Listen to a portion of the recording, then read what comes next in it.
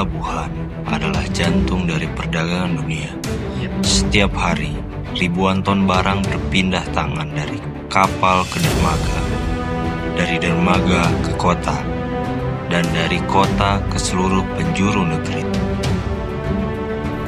Namun, di balik kesibukan yang tampak, ada sebuah alur terstruktur, sebuah sistem yang memastikan setiap kapal datang dan pergi dengan selamat, tertib, dan efisien.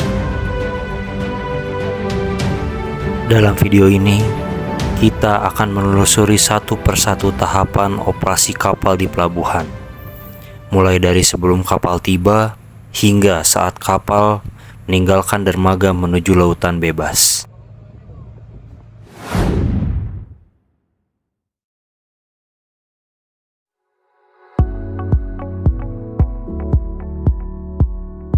Proses operasi kapal di pelabuhan tidak dimulai saat kapal tiba, melainkan jauh dari sebelum itu. Tahap pertama disebut pra-kedatangan. Setidaknya 24 jam sebelum kapal memasuki perairan pelabuhan, pihak agen pelayaran yang bertindak sebagai perwakilan resmi pemilik kapal wajib menyampaikan Notice of Arrival atau NOA kepada kantor Syah Bandar dan otoritas pelabuhan yang dikenal sebagai KSOP.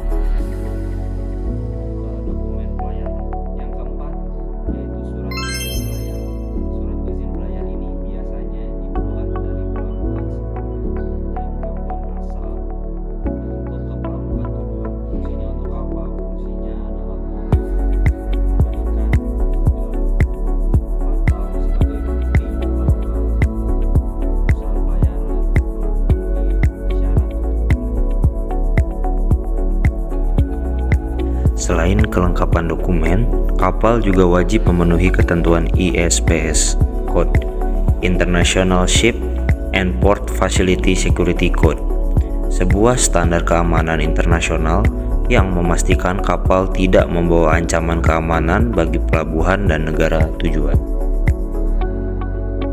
Pada tahap ini, koordinasi awal juga dilakukan antara agen pelayaran dengan berbagai instansi yang akan melakukan pemeriksaan, yakni Bea dan Cukai, Kantor Kesehatan Pelabuhan, dan Imigrasi. Semuanya disiapkan agar saat kapal tiba, proses dapat berjalan lancar tanpa hambatan.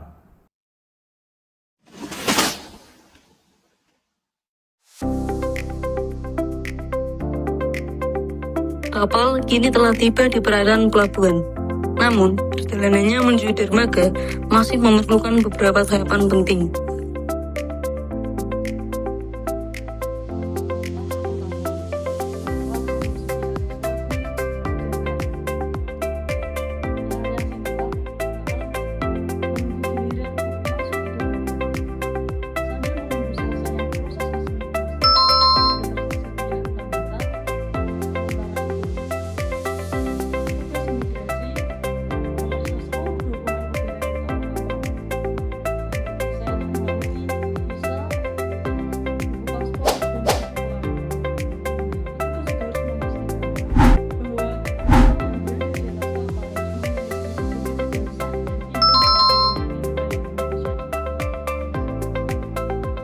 Tahap berikutnya adalah pemeriksaan karantina oleh petugas kantor kesehatan pelabuhan atau KKP. Petugas naik ke kapal untuk memastikan tidak ada penyakit menular yang dibawa dari pelabuhan asal. Jika kapal dinyatakan bersih, maka diterbitkan dokumen yang disebut Free Port Ticket. atau izin kesehatan yang dinyatakan kapal aman untuk berinteraksi dengan daratan. Bersamaan dengan itu, petugas dan bea cukai juga naik ke kapal untuk melakukan custom clearance, pemeriksaan dan verifikasi manifest muatan. Ini adalah langkah penting untuk memastikan tidak ada barang selundupan atau barang yang tidak sesuai deklarasi masuk ke wilayah Indonesia. Setelah semua pemeriksaan selesai, tibalah saatnya kapal masuk ke kolam pelabuhan. Proses ini dipimpin oleh seorang petugas pandu atau seorang navigator berpengalaman yang memiliki pengetahuan mendalam tentang kondisi perairan setempat. Tugas pandu naik ke anjungan kapal dan memandu kapten dalam pengendalian kapal menuju dermaga dengan aman. Untuk membantu manuver di area yang sempit, kapal tunda atau takbut bertugas mendorong dan menarik badan kapal agar dapat bergerak dengan presisi. Sementara itu, kapal kepil atau mooring buat membantu memasang tali tambat dari kapal ke boulder-boulder yang ada di dermaga, mengamankan kapal agar tidak bergeser.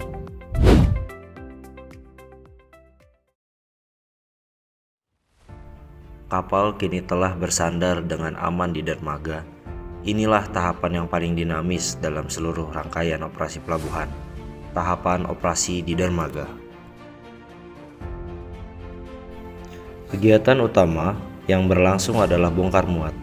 Operasi terminal mengoperasikan kren, baik ship to shore, kren untuk peti kemas, maupun kren konvensional untuk muatan curah atau general cargo.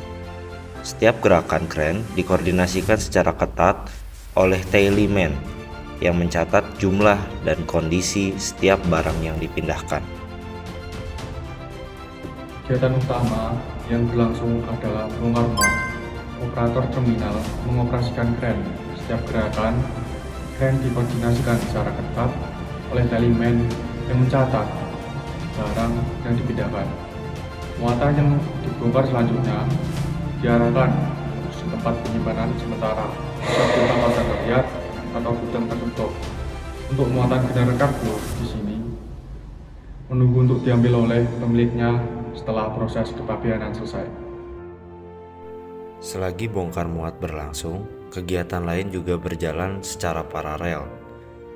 Proses bunkering, pengisian bahan bakar kapal dilakukan oleh perusahaan bunkering yang menyalurkan bahan bakar melalui selang berukuran besar dari daratan atau dari tongkang bahan bakar. Proses ini diawasi ketat karena melibatkan volume bahan bakar yang sangat besar dan berpotensi berbahaya. Pengisian air tawar atau fresh water juga dilakukan pada tahap ini. Air bersih yang akan digunakan oleh awak kapal untuk kebutuhan konsumsi dan operasional mesin selama pelayaran berikutnya. Jika terdapat kerusakan atau perawatan yang perlu dilakukan, teknisi dari darat akan masuk ke kapal untuk melakukan perbaikan. Bersamaan dengan itu, pengisian pembekalan atau provision seperti bahan makan, air minum, dan kebutuhan awak kapal lainnya juga diselesaikan sebelum kapal bersiap berangkat. Sepanjang waktu kapal bersandar, petugas di pelabuhan terus memantau kondisi cuaca, kecepatan angin, tinggi gelombang, serta jadwal pasang surut. Semua informasi ini menjadi pertimbangan penting dalam menentukan kapan waktu terbaik kapal untuk berangkat.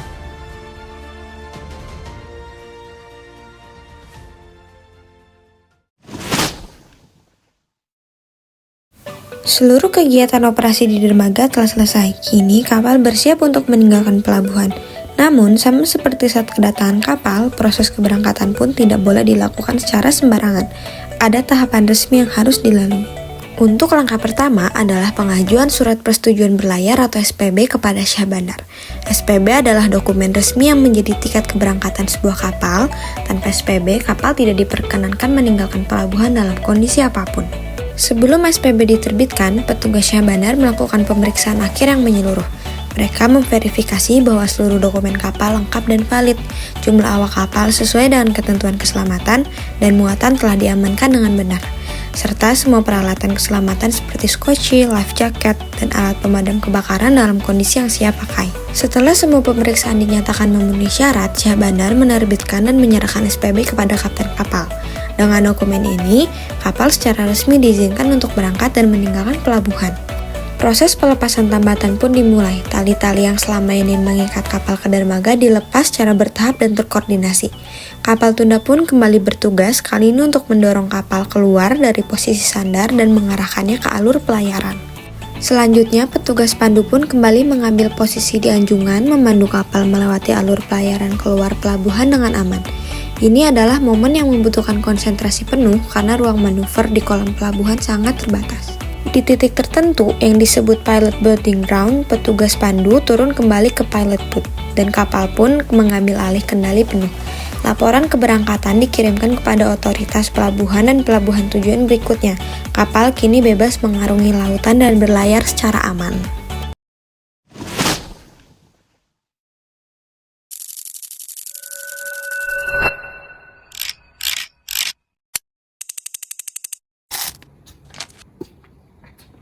Nah, dari beberapa proses yang telah kita saksikan bersama, ada beberapa pihak yang memiliki peran vital. Apa saja? Mari kita cari tahu satu persatu. Yang pertama ada Syah Bandar dan Otoritas Pelabuhan atau KSOP. Ini adalah lembaga pemerintah yang memiliki kewenangan tertinggi dalam pengawasan keselamatan dan keamanan pelayaran di pelabuhan. Mereka mengeluarkan SPB dan memastikan setiap kapal layak untuk berlayar. Yang kedua ada Badan Usaha Pelabuhan atau BUP yang di Indonesia umumnya dikelola oleh PT Pelabuhan Indonesia atau Pelindo. Mereka bertanggung jawab atas pengelolaan fasilitas pelabuhan seperti dermaga, gudang, peralatan bongkar muat, dan layanan pandu serta tunda. Yang ketiga ada Direktorat Jenderal Bea dan Cukai. Mereka mengawasi arus barang masuk keluar dari wilayah Indonesia, memungut bea masuk, serta mencegah penyeludupan. Keempat, ada Kantor Kesehatan Pelabuhan atau KKP di bawah Kementerian Kesehatan. Mereka bertugas mencegah masuk dan keluarnya penyakit menular melalui jalur pelabuhan, termasuk memeriksa kondisi kesehatan awak kapal. Yang kelima, ada Direktorat Jenderal Imigrasi. Mereka memastikan setiap orang yang masuk dan keluar pelabuhan memiliki dokumen perjalanan yang sah dan tidak termasuk dalam daftar pencegahan. Keenam, ada salah satu agen pelayaran. Mereka adalah penghubung antara pemilik kapal dengan semua instansi di pelabuhan. Tanpa agen pelayaran yang handal, seluruh proses administrasi dan koordinasi akan jauh lebih sulit. Dan yang terakhir, ada Ekspedisi Muatan Kapal Laut atau IMKL, sering disebut juga sebagai Freight Forwarder. Mereka mengurus dokumen muatan dari sisi pemilik barang, termasuk pengurusan di bea cukai, pengangkutan dari pelabuhan ke tujuan akhir, dan berbagai dokumen ekspor-impor. Kita telah menelusuri seluruh perjalanan sebuah kapal di pelabuhan, dari notice of arrival yang dikirim 24 jam sebelum tiba, proses pemeriksaan oleh berbagai instansi, kegiatan bongkar muat, dan pengisian perbekalan di dermaga, hingga penerbitan surat persetujuan berlayar dan kapal pun kembali mengarungi lautan. Setiap kapal yang berhasil bersandar dan berangkat dengan selamat adalah bukti nyata dari koordinasi yang sempurna antara nahkoda dan awak kapal, petugas pandu dan penunda, agen pelayaran, serta seluruh instansi pemerintah yang berwenang. Seluruh proses ini diatur dalam kerangka hukum yang jelas, termasuk Peraturan Menteri Perhubungan Nomor 82 Tahun 2014 tentang bagaimana tata cara tetap berlabuh, serta berbagai regulasi keselamatan maritim internasional yang diadopsi oleh Indonesia. Pemahaman tentang alur ini sangat penting bagi semua pemangku kepentingan di sektor maritim, dari mahasiswa pelayaran, petugas pelabuhan, penguasa ekspor-impor, hingga masyarakat umum yang ingin memahami bagaimana roda perdagangan bangsa ini berputar. Terima kasih telah menyaksikan dan mendengarkan video ini. Pelabuhan bukan sekedar tempat bersandarnya kapal, ia adalah pintu gerbang kemakmuran bangsa Indonesia.